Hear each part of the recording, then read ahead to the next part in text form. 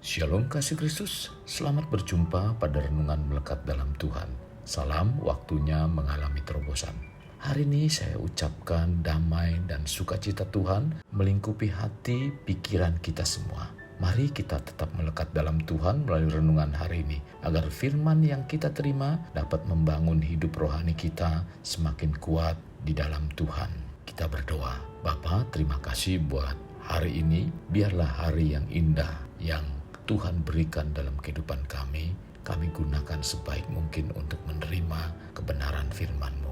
Tuhan, urapi hamba-Mu, biarlah apa yang disampaikan merupakan isi hati-Mu untuk kami hidup dalam kebenaran firman. Tuhan, bawa kami semua untuk mengerti, sehingga melalui kebenaran firman-Mu, kerohanian kami dapat terus bertumbuh. Ini yang menjadi doa kami. Dalam nama Tuhan Yesus kami berdoa. Amin. Melekat dalam Tuhan bertema membangun manusia roh. Firman Tuhan terdapat dalam kitab Yakobus 4 ayat 8a. Demikian firman Tuhan, mendekatlah kepada Allah dan Ia akan mendekat kepadamu. Ada satu istilah, semakin mengenal maka akan semakin mengasihi. Untuk mengenal memang membutuhkan waktu. Untuk mengenal seseorang lebih dekat, kita harus membangun hubungan yang lebih erat dan penuh kasih. Jika membangun hubungan dengan sesama manusia seperti itu, seharusnya dalam membangun hubungan dengan Tuhan pun demikian. Ada banyak orang yang mengalami pasang surut hubungan dengan Tuhan. Tuhan menciptakan kita bukan saja sebagai manusia yang hanya memiliki tubuh, melainkan Tuhan menjadikan kita adalah manusia rohani. Hal ini dilakukan Tuhan agar dirinya dapat berkomunikasi dengan manusia. Itulah sebabnya manusia diberikan roh supaya manusia bisa berelasi dengan Tuhan, karena Tuhan adalah roh. Namun setelah manusia jatuh dalam dosa, manusia rohani menjadi mati. Karenanya manusia tidak bisa lagi memerankan dirinya sebagai manusia rohani. Allah dalam kasih-Nya memulihkan manusia rohani melalui pengorbanan Yesus di atas kayu salib. Dampaknya manusia rohani kita menjadi hidup kembali melalui pengenalan akan Tuhan. Penting sekali untuk mengenali siapa Tuhan yang kita sembah, seperti apa pribadinya dan bagaimana besar kasih-Nya kepada kita.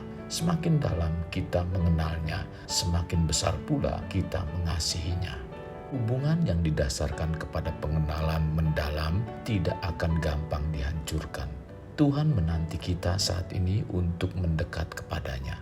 Dia siap membukakan banyak hal yang tidak pernah terpikirkan, bahkan rahasia-rahasia kehidupan yang belum kita ketahui sekalipun. Mengenal Tuhan selain dapat membangun manusia roh kita, juga membawa agar kita tidak binasa.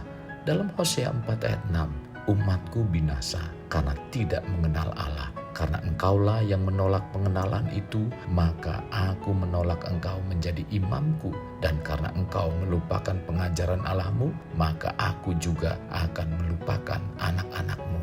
Dalam Hosea 6 ayat 3, marilah kita mengenal dan berusaha sungguh-sungguh mengenal Tuhan.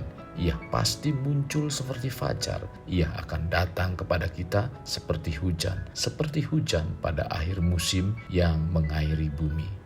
Kenalilah Tuhan terlebih dahulu dengan baik. Mari membangun hubungan dengannya di atas dasar yang kokoh, agar hubungan yang kita miliki bisa bertahan, bahkan terus meningkat dengan seiring waktu.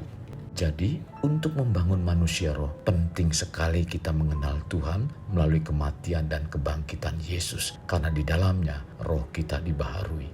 Kematian dan kebangkitan Yesus ingin mengembalikan rencana Bapa di surga agar manusia dapat kembali memiliki hubungan dengannya. Dengan kembalinya manusia berkomunikasi dengan Tuhan, berarti manusia kembali menjadi manusia roh, sehingga gambar dan rupa Bapa surgawi tercipta lagi dalam diri manusia.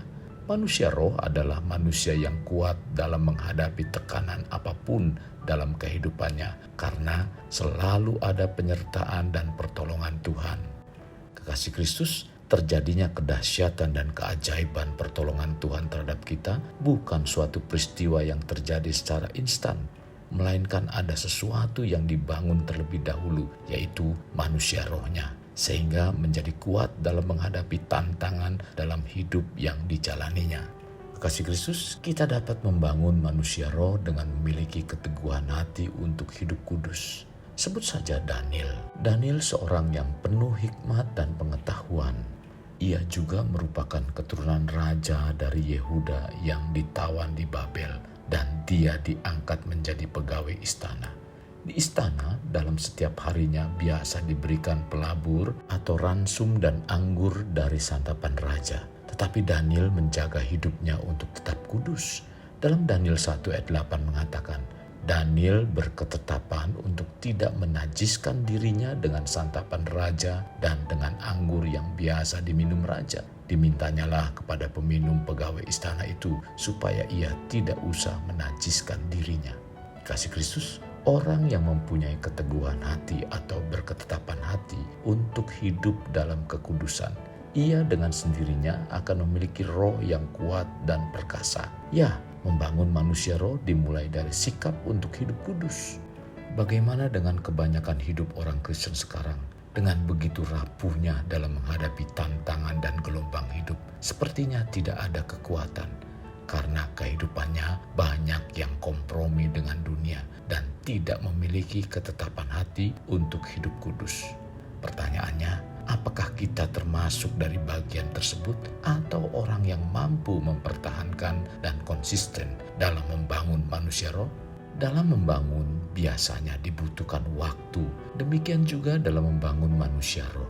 Ini tidak terjadi dalam kurun waktu yang singkat, melainkan membutuhkan kehidupan doa yang rutin atau konsisten, yaitu berdoa secara rutin meskipun situasi tidak baik atau membahayakan. Kita dapat mengetahui seseorang memiliki roh yang perkasa bukan pada saat segala sesuatu lancar, saat kita di dalam gedung gereja atau ketika dalam pelayanan, tetapi ketika menghadapi tantangan, permasalahan yang membahayakan. Apakah tetap bertahan di dalam iman, di dalam doa, atau melarikan diri bahkan kecewa kepada Allah? Sekarang bagaimana dengan kehidupan doa kita? Masihkah terus membangun manusia roh secara terus-menerus? Kekasih Kristus, membangun manusia roh juga membutuhkan komunitas, terlebih-lebih saat menghadapi situasi krisis dan kritis. Komunitas dari teman-teman yang ada, apakah mendukung untuk membangun manusia roh? Ingat, membangun manusia roh tidak terjadi dengan instan, maka mulailah dari sekarang. Kekasih Kristus, mari kita alami terobosan hidup. Untuk mengalaminya, mulailah dengan mengenal prinsip-prinsip kerajaan Allah serta menjadi warga kerajaan. Kita berdoa. Bapa Surgawi, terima kasih buat firman Tuhan yang disampaikan pada hari ini. Sungguh memberkati kehidupan kami Tuhan, di mana kami dibawa untuk mengerti tentang membangun kehidupan rohani kami, supaya kami hidup menjadi manusia-manusia roh. Karena sebagai manusia roh, kami dibawa melampaui keadaan-keadaan yang ada di dunia ini, supaya kami memiliki satu kesamaan dengan Engkau, memiliki frekuensi yang sama dengan Engkau, sebab Engkau adalah roh.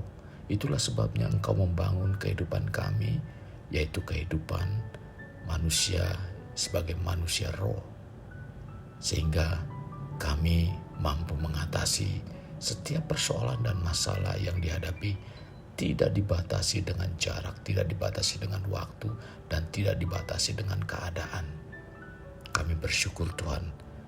Maka dari itu Tuhan, kami mohon kepada Roh Kudus untuk memampukan kami agar kami mampu dibentuk, dibawa untuk menjadi manusia-manusia roh. Terima kasih Tuhan Yesus.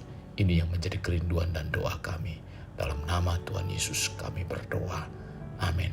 Kasih Kristus, mari kita akhiri dengan mengedahkan kedua tangan kita. Terimalah anugerah berkat dari Allah Bapa, kasih sayang daripada Yesus Kristus, dan persekutuan dengan Roh Kudus yang mencurahkan berkat secara rohani, berkat secara jasmani, dan berkat secara ekonomi, di mana berkat Abraham, berkat Ishak, berkat Yakub dicurahkan dan dilimpahkan dari saat sekarang sampai Maranatha tiba, dalam nama Tuhan Yesus. Amin. Sampai jumpa di renungan berikutnya. Tuhan Yesus memberkati. Jangan lupa like, share, dan subscribe.